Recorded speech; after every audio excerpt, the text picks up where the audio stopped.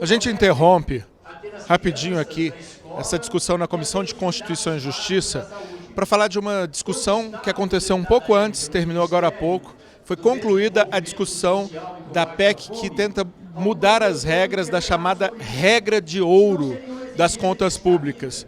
Só rapidinho, uma rápida explicação sobre o que é essa regra de ouro. O governo é proibido pela Constituição de fazer empréstimos para pagar despesas que sejam correntes, despesas cotidianas. Ele só pode fazer empréstimo para rolagem da dívida ou principalmente para investimentos. Se os empréstimos forem em valor maior do que os investimentos ou a rolagem da dívida, o presidente da República pode estar incorrendo em crime de responsabilidade, inclusive perder o mandato por conta disso.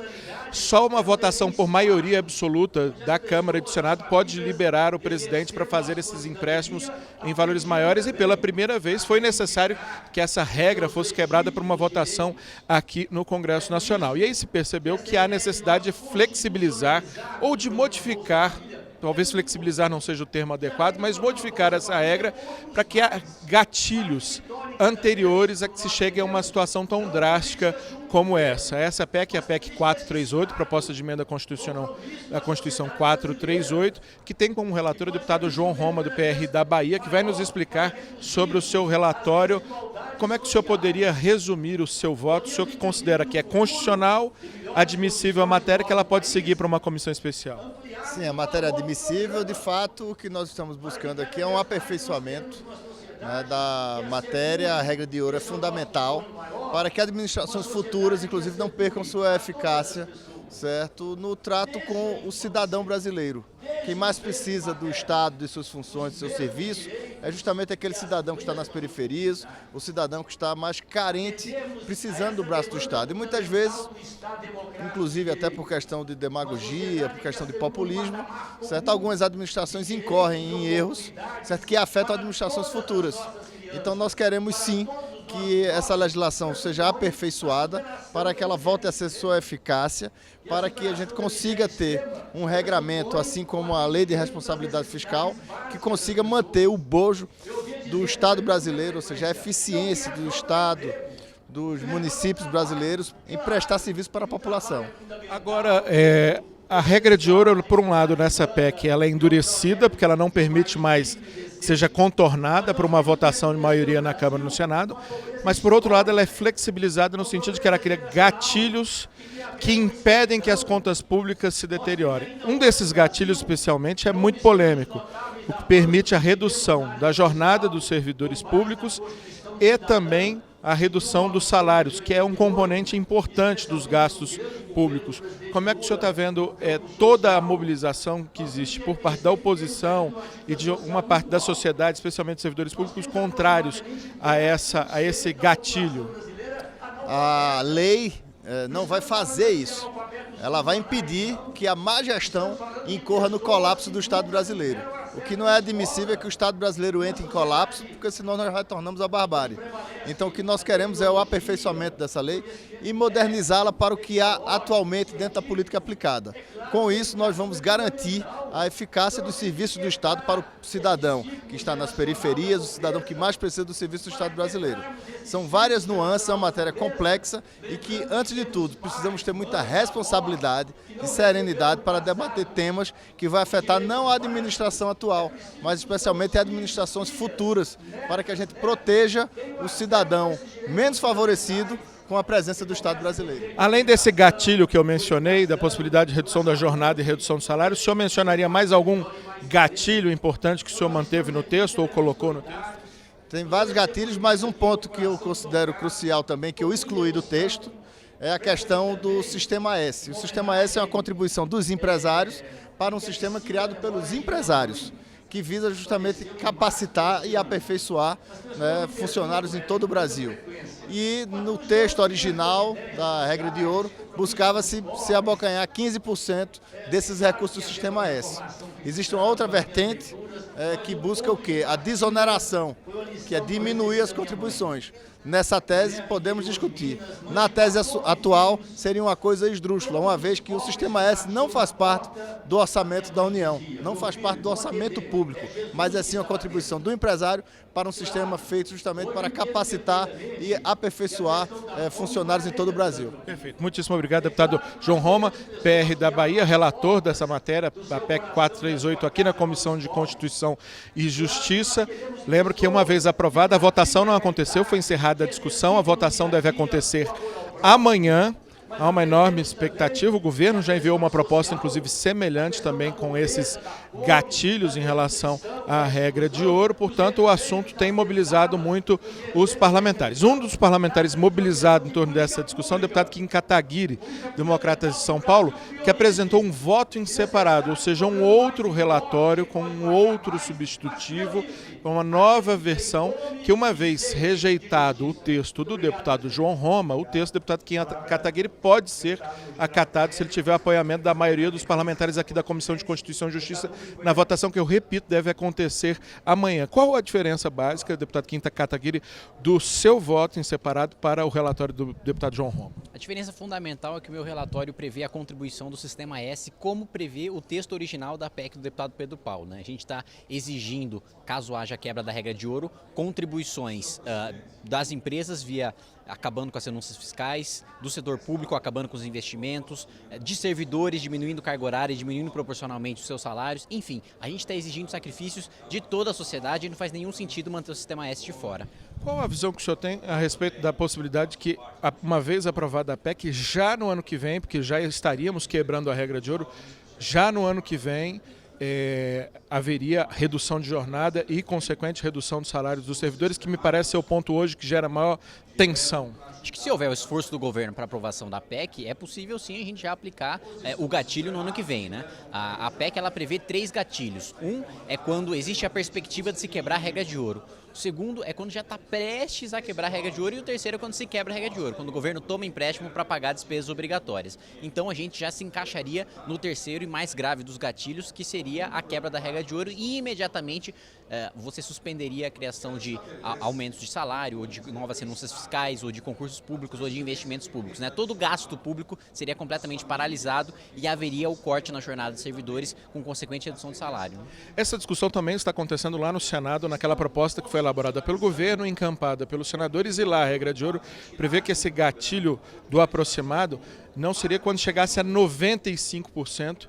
A proposta do relator é baixar o texto de 95% para 85%. Como é que o senhor vê esse gatilho 10 pontos percentuais mais baixo, o que consequentemente faria com que já adotássemos algumas medidas restritivas também já no ano que vem, em caso de aprovação da matéria?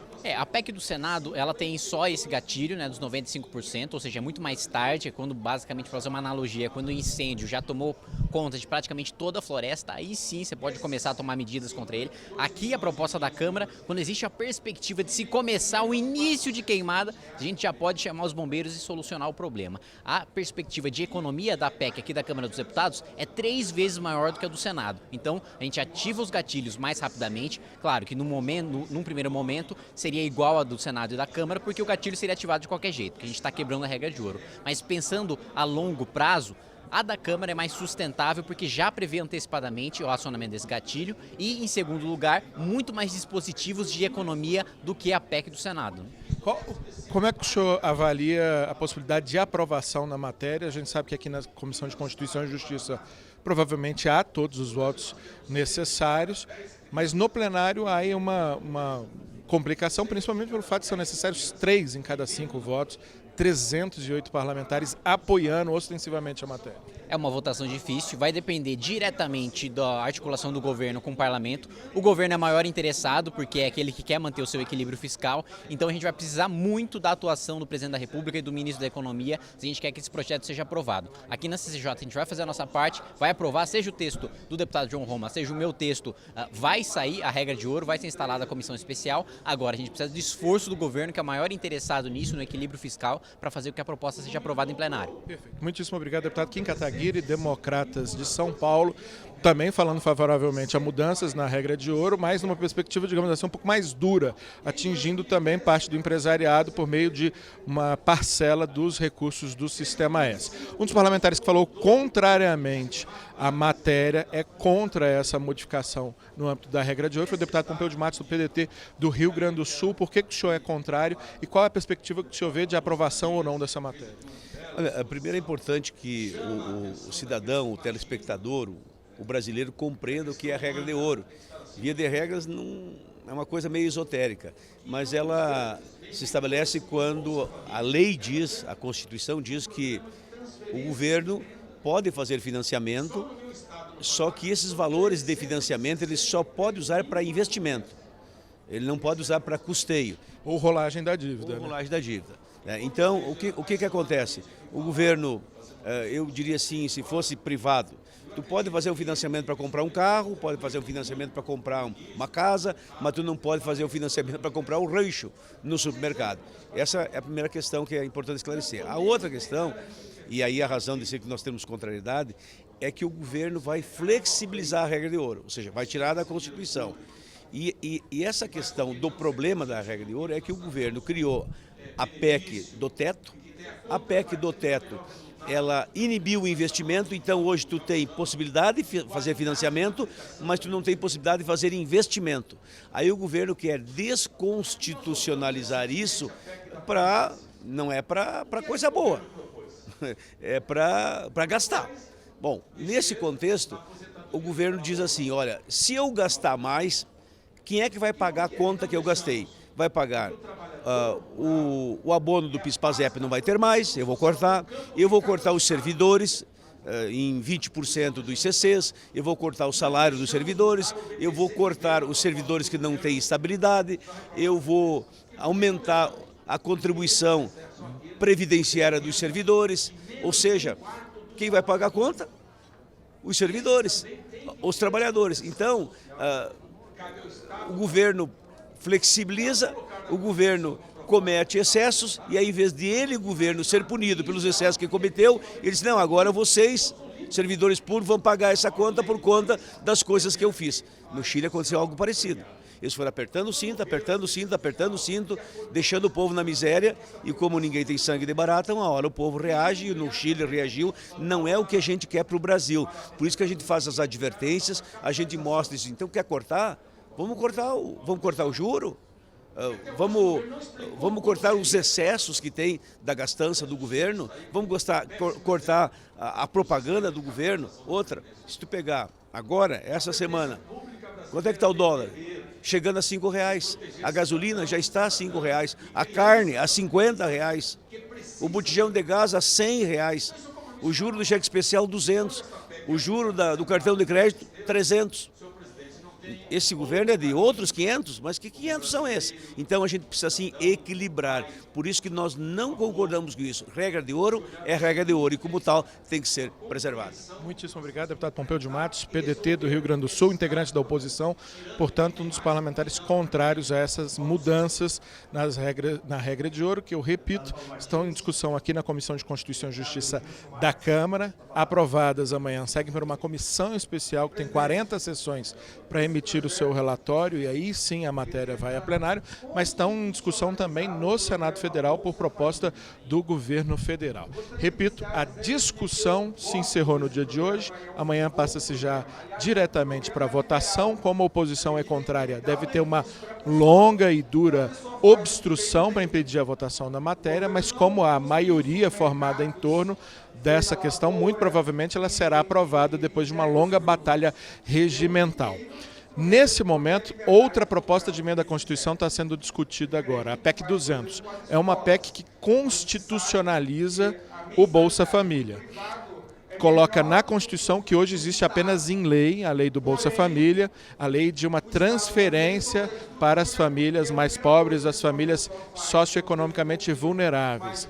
Ocorre que esse texto como está escrito, ele pode inclusive aumentar um pouco o valor do Bolsa Família, algo estimado em torno de 60 bilhões de reais por ano, e por isso o governo é contrário, porque se por um lado ele está buscando controlar os gastos, a aprovação de uma matéria que aumentaria os gastos na área social seria preocupante, segundo a equipe econômica do governo. Mas há um grande apoiamento a constitucionalização dessa política pública, que já foi considerada referência no mundo inteiro por ter tirado muitas pessoas da situação de miserabilidade. Portanto, mereceria, depois de praticamente aí já 20 anos de existência, quase 20 anos de existência, ser constitucionalizada.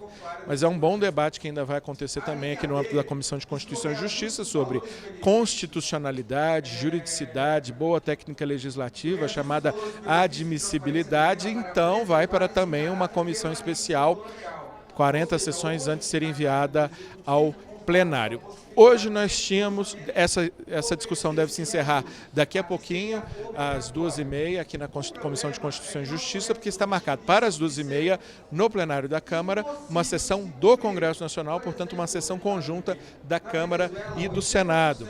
Esta sessão estava marcada inicialmente para as 11 horas de hoje, foi modificada, suspensa, cancelada e remarcada para as 2h30, em razão da dificuldade de se alcançar o quórum, e a perspectiva é que logo após as 2h30 já se alcance rapidamente o quórum, tanto na Câmara e no Senado, para iniciar as deliberações de um conjunto de projetos orçamentários e também de vetos, para que se limpe a pauta, se deixe a pauta do Congresso Nacional limpa ou muito próxima de estar limpa, para que se possa, nas últimas semanas de trabalho do mês de dezembro, se votar a lei orçamentária anual. Há uma enorme expectativa do governo pela votação da lei orçamentária anual, com todas as suas autorizações de gasto, suas limitações também, que é o primeiro ano, do governo. Ele precisa desse projeto aprovado, porque caso não seja aprovada a lei orçamentária anual, o governo no ano que vem vai ter que liberar duodécimos, ou seja, o orçamento previsto dividido em 12, a liberação mensal de apenas um duodécimo, um dozeavos desse orçamento. E o governo, ele nem sempre é tão linear assim nos gastos, ele precisa de mais gastos num determinado momento, menos gastos num outro momento, e o pagamento por duodécimos é muito ruim para a capacidade de planejamento do governo. Por isso, um dos vários motivos para o governo ter esperança, expectativa na aprovação da LOA é esse. Também outras questões envolvidas, como a liberação de emendas orçamentárias dos parlamentares, dos orçamentos de alguns ministérios que vivem em situação de emergência, e por aí vai. Então, a expectativa da comissão da sessão conjunta da Câmara e do Senado, a sessão do Congresso Nacional a partir das 2h30, é limpar a pauta para deixá-la livre para votação da lei orçamentária anual até o dia 22 de dezembro, quando começa o recesso parlamentar, ao contrário da LDO, a Lei de Diretrizes Orçamentárias, que não votada até julho impede o início do recesso. A Lei Orçamentária Anual não impede o início do recesso em caso de não votação. O recesso começa impreterivelmente a partir do dia 23. Portanto, essa pressa, essa intenção do governo e dos aliados de garantir a votação da Lei Orçamentária Anual. A gente volta para a Comissão de Constituição e Justiça para que você continue acompanhando essa discussão da PEC 200, a PEC que, repito, constitucionaliza o programa de transferência de renda para as famílias socioeconomicamente vulneráveis. Hoje, esse tipo de programa ganha o nome de Bolsa Família. O nome Bolsa Família não está indo para a Constituição, mas o seu espírito está indo para a Constituição, caso a matéria seja aprovada na CCJ, na Comissão Especial, depois no plenário da Câmara e depois no Senado. A qualquer momento a gente pode voltar com mais informações ao vivo aqui direto da Câmara dos Deputados, da CCJ ou de qualquer outro ponto. Até mais.